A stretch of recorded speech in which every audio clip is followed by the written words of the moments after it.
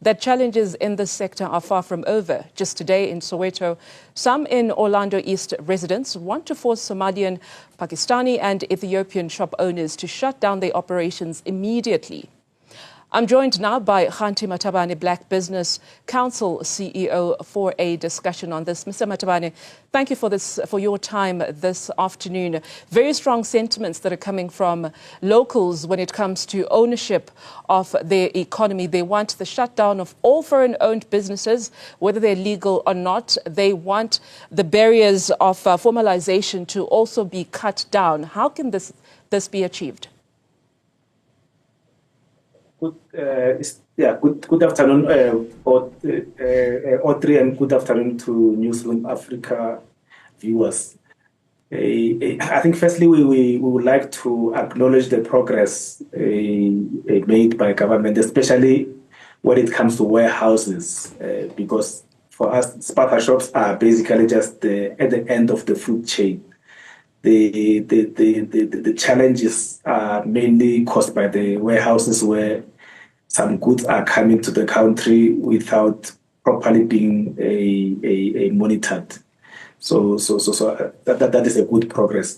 As far as the people who are saying foreigners must go, for us it shows a lack of leadership by the municipalities and then government, because Spaza shop ownership is not a rare skill, and we've been saying this, that we have an opportunity now with this crisis. As they say, you must never waste any crisis.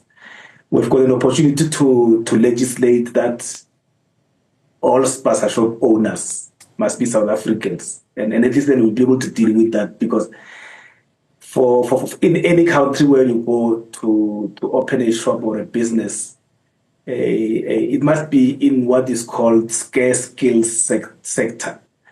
If it's just any other Spaza shop that any other South African can open, there's no justification for foreigners to be owning Spaza shops in South Africa, especially with this high unemployment rate. Maybe if your unemployment rate was 1%, you can have that justification, but we've got a 42% unemployment rate, which means that almost half of the people who are supposed to be working, they're not working. And then a Spaza shop is an easier way, because the barriers to entry are not that challenging. It's an easier way for us to get our people to be owning something, to be working, because if you've got a Spaza shop, you can hire 1 or 2 people who will help you in the Spaza shop. So the call by the residents it shows that a lack of foresight and leadership, because people are saying, but this is a very, very easy thing to do. Why is it being done by foreign nationals? I don't think it's xenophobia. I think it happens all over the world where easy things like this, hair salons, being waitresses, those are supposed to be done by South Africans without being discriminatory. When you go to another country, you have to show that you are a proper investor, where you are bringing money to that country. But it doesn't look like it's happening with the Spaza shops. Yeah, well, some would argue that are hoping to start these businesses, that outside of the complex licensing processes that they deem to be complicated, there's the issue of funding, because they're not just providing a service, they actually have to have goods that they can put in the Spaza shops, and they say that is a huge barrier for them to be able to enter into this market. What kind of interventions do you think can be made? Also, education on how to actually run this business, which I think is actually very crucial as well, when you look at people that are hoping to get into this market. There are a lot of interventions, especially from the small business development, where they are providing funding for Spaza shop owners. So you are right. I think maybe the department needs to go out more and share information so that people can have access. As far as the skills is concerned, remember, before 1994, we didn't have these foreign nationals in South Africa. These Spaza shops were run by our fathers, our grandfathers. So the skills issue for me is not it's neither here nor there. You have people who grew up, people who were educated by people who were running Spaza shops, so that can be easily be learned.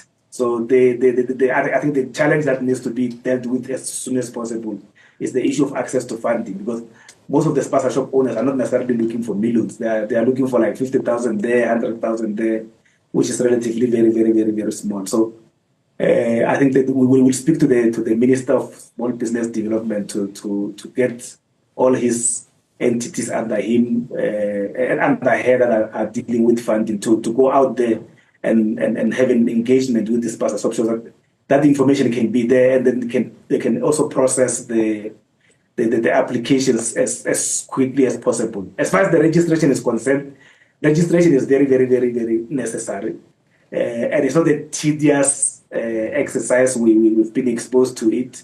It's just a basic registration to say for the Spaza shop at this address, this is the registration. So we're encouraging our people to continue to register, and then we're also saying those who are renting out those Spaza shops to foreign nationals, they must not register those Spaza shops on behalf of those foreign nationals, because when you are running a Spaza shop and when you are owning a shop, there are two different things. When you are running a shop, the risks of anything happening in that shop then will be with you. So if you go and register a shop for someone else to run it and something happens, you are the ones who's going to go to jail. So we're encouraging our colleagues to say, let's make sure that we only register Spaza shops that we are running. If we are not running those Spaza shops, we are renting out those places, let those people who are renting in those places go and register. So looking at what has transpired within the past couple of weeks, over 1,000 Spaza shops have so far been shut down because of not being compliant. Others have argued that this drives business to big business and it makes the local township economy suffer. And by the time the Spaza shops reopen, having complied with everything that is required with their registration, the customer trends would have changed. People would have been used to buying from big business and essentially killing the local economy. Yeah, you're right. Hence, we're saying we're hoping that government, by the end of the 21 days, they will have registered everyone. Because if you prolong this thing for too long, and if you're saying, I'm sticking to the timeline, and then after that, I'm not registering anyone, you're actually encouraging people to start trading illegally. People will reopen their Spaza shops and trade without papers, and then things will just get worse. So it's important that we do that. But we're also calling for big business, especially the big supermarket chains that I'm sure they are seeing a business opportunity with this. To say, if they go to the townships and the rural areas, when they get there, they must make sure that the ownership of those shops accommodate the Spaza shop owners, so that they are not going to just take the market and take it for themselves alone. They must invite all the Spaza shop owners whose shops have been closed to be part of the shareholding and also working in those shops, because they are taking bread out of the Spaza shop owners. As part of your mandate as Black Business Council, you represent the interests of big business and making sure that they are properly represented in mainstream economy. When you look at the policies that have been formulated, just from your research, is there anything that needs to be tweaked, or is it just a matter of implementation of the laws and the acts that are currently in place to ensure that Black businesses are adequately represented? There are instances where we need to tweak some of the legislation, but the bulk of the time is lack of implementation. And remember also, if you have never implemented anything, it's very difficult to even measure its impact. So if you look at, for example, the Broad-Based Black Economic Empowerment Act, it has not necessarily been implemented properly. So there's a need for acceleration, and We're happy that Minister Pakistani has indicated that we need to accelerate the implementation of the legislation. But when it comes to funding, there's a need to come up with new legislations that are going to establish funding institutions that are going to basically fully fund black businesses and small businesses.